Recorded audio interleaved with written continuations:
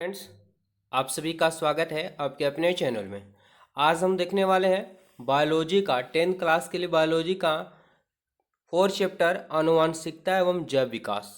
इससे रिलेटेड जितने भी ऑब्जेक्टिव है आज टोटल क्लियर हो जाएंगे। जो भी 10th क्लास के विद्यार्थी हैं और जिनका बोर्ड एग्जाम 2025 में यानी फरवरी में 17 फरवरी से एग्जाम होने वाला है, वो वीडियो को पूरा देखेंगे। यहाँ से आपको पक्का क्वेश्चन पूछा ही जाता है और इसमें जितने भी क्वेश्चन इंपोर्टेड बनते हैं सभी को छाट के लेके आए हैं और यहाँ से बेसी नहीं देखने को मिलेगा अगर इस चैप्टर से पूछा जाएगा तो चलिए आपको स्टार्ट करते हैं। फटाफट से आप लोग कमेंट करेंगे, आंसर जवाब देने का प्रयास करेंगे और जो भी चैनल पहले बार जुड़े चैनल को पहले सब्सक्राइब कर लीजिए। Chapter by chapter objective clear होता जा रहा है यहाँ पे, ठीक है। पहला क्वेश्चन है कि गुण सूत्र की खोज किस वर्ष हुआ था। गुण सूत्र का खोज किस वर्ष हुआ था? क्या 1876 में, 1870 में, 1879 में या 1875 ईस्वी में? राइट आंसर बताना आप लोग को फटाफट से। नहीं याद है, याद करते चलेंगे। तो ध्यान दीजिएगा, गुण सूत्र का जो खोज हुआ था वो 1875 ईस्वी में हुआ था। ऑप्शन की बात करें, ऑप्शन डी। अगर ऑप्शन आप लोग डी बताए तो बिल्कुल सही है।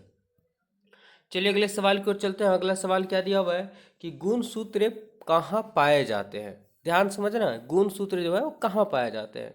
क्या कोशिका में पाया जाता है, उत्तक में पाया जाता है, केंद्रक में पाया जाता है या इनमें से सभी में पाया जाता है? कहाँ पाया जाता है?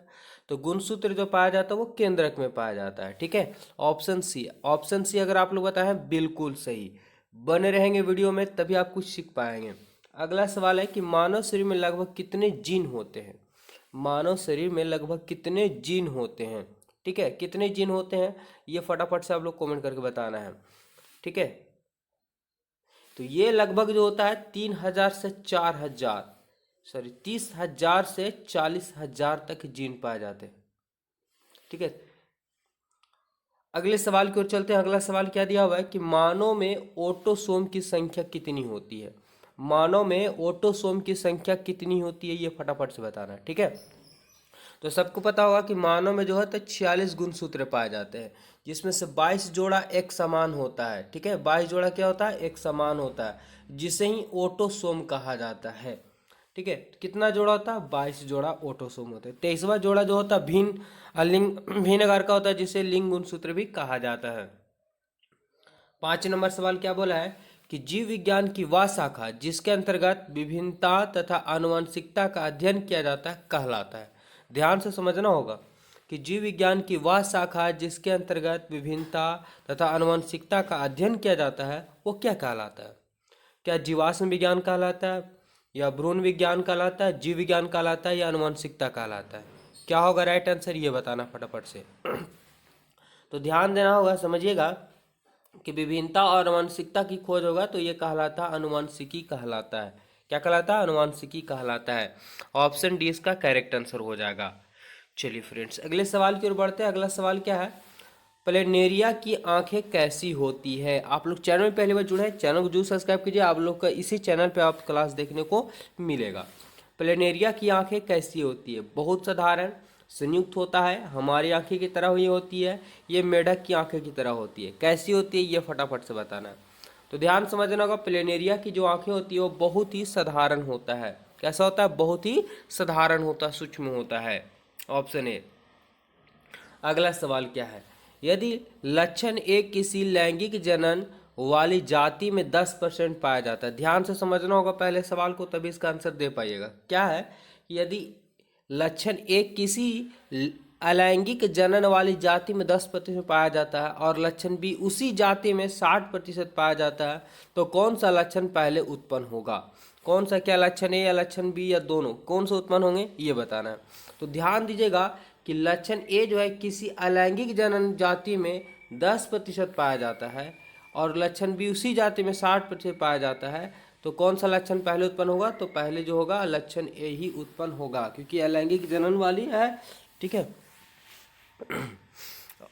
अगले सवाल की ओर चलते हैं। अगला सवाल में देखे होंगे आप लोग कि जैसे एक मान लेते हैं, सपोज डेट हम बताते हैं आप लोग को कि आम का पौधा है तो आम का पेड़ है तो उसे आम के ही जैसे पत्ते होंगे, एकदम सेम टू सेम, जरा सा भी चेंज नहीं होगा।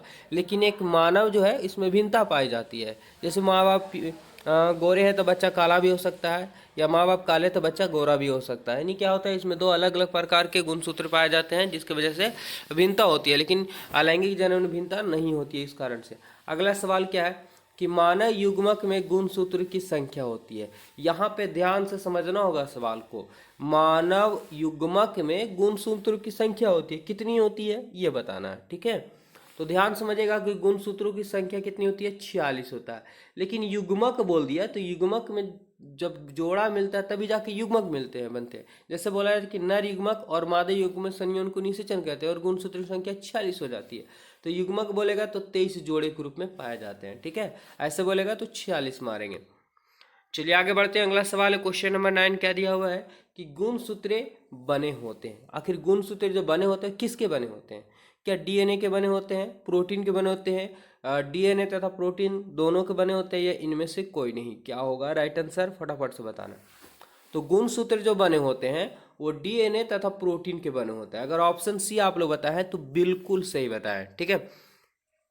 चलिए अगले सवाल की ओर चलते हैं। अगला सवाल क्या है कि जीवन उत्पत्ति के समय पृथ्वी का वातावरण कैसा था? यानी जब पहली बार जीव जंतु उत्पन्न हो रहे थे पृथ्वी पे, आप लोगों को पता होगा कि डायनासोर का समाप्त हुआ था, ठीक है। जब उल्का पिंड गिरा था लाखों वर्ष लग गए थे पृथ्वी ठंडा होने में। यानी धीरे धीरे कीड़े मकोड़े तरह तरह के, कहीं अब बोला जाता है कि दूसरे ग्रहों से जीव जंतु आए, कहीं बोला जाता है कि समुद्र से उत्पन्न हुए हैं, तो कहीं बोला जाता है कि अवतार हुए, तो कहीं ऑटोमेटिक उत्पन्न, यानी इसका शोध पूर्ण रूप से नहीं पता चल पाया, ठीक है। तो जीवन उत्पत्ति के समय पृथ्वी का वातावरण कैसा था? क्या अपचायक था या उपचायक था? अपचायक और उपचायक दोनों था, इनमें से कोई नहीं। क्या होगा 10 नंबर सवाल का आंसर? तो ठीक है, ये जो था जीवन उत्पत्ति के समय जो पृथ्वी का वातावरण था अपचायक था। कैसा था? अपचायक था। ऑप्शन बी याद रखेंगे, ठीक है। चलिए अगले सवाल की ओर चलते हैं। अगला सवाल है कि मेंडल के एक संकर प्रयोग के दौरान F2 पीढ़ी में लंबे एवं बौने पौधे का लक्षण प्ररूप अनुपात था। ध्यान दीजिएगा, मेंडल 7 पीढ़ी तक के गुणों का अध्ययन किया था। यहाँ पे सवाल बोला कि मेंडल के एक संकरण के प्रयोग के दौरान कौन पीढ़ी में बताना है, तो F2 पीढ़ी में, ठीक है। F2 पीढ़ी में लंबे एवं बौने पौधे के बीच में, कैसे? लंबे एवं बौने पौधे के बीच का प्ररूप अनुपात कितना था? क्या 1:2:1 था, 3:1 था, 9:7 था, या 2:1 था? क्या होगा इसका राइट आंसर, ठीक है। तो ये राइट आंसर की बात करें तो ऑप्शन बी यहाँ पे करेक्ट आंसर हो जाएगा, ठीक है। यानी 4 पौधे में से 3 पौधे लंबे होंगे और 1 पौधा बौनापन होगा। अगला सवाल क्या है, ध्यान से समझना होगा। पुरुषों में कौन सा लिंग गुणसूत्र होता है? किसमें पूछा गया? पुरुषों में।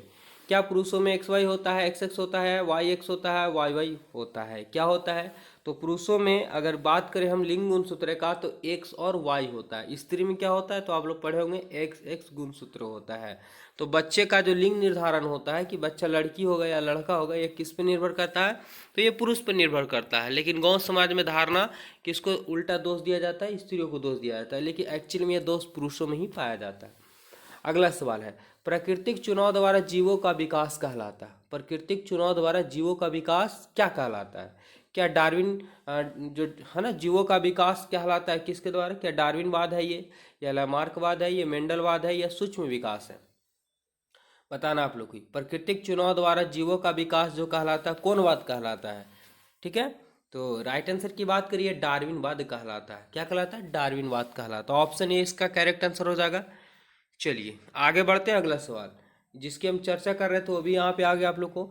डायनासोर किसका उदाहरण है? डायनासोर जो है किसका उदाहरण है? क्या सरीसृप यानी सांप वर्ग का ये है, या मेमेलिया है, या थैलोफाइटा वर्ग का है, ये उपयुक्त में से सभी? क्या होगा? डायनासोर किसका उदाहरण है? तो डायनासोर जो उदाहरण है ये सरीसृप वर्ग से संबंधित होता है, सरीसृप का ये उदाहरण है। ऑप्शन ए इसका करेक्ट आंसर हो जाएगा। चलिए अगले सवाल की अगर हम बात करें, अगला सवाल क्या है, और ब्रोकोली का विकास किस विधि से होता है? ब्रोकोली का विकास किस विधि से होता है? क्या कृत्रिम चयन, या प्राकृतिक चयन, रसायन चयन, या उपयुक्त में से सभी? तो ब्रोकोली का विकास किस विधि से होता है?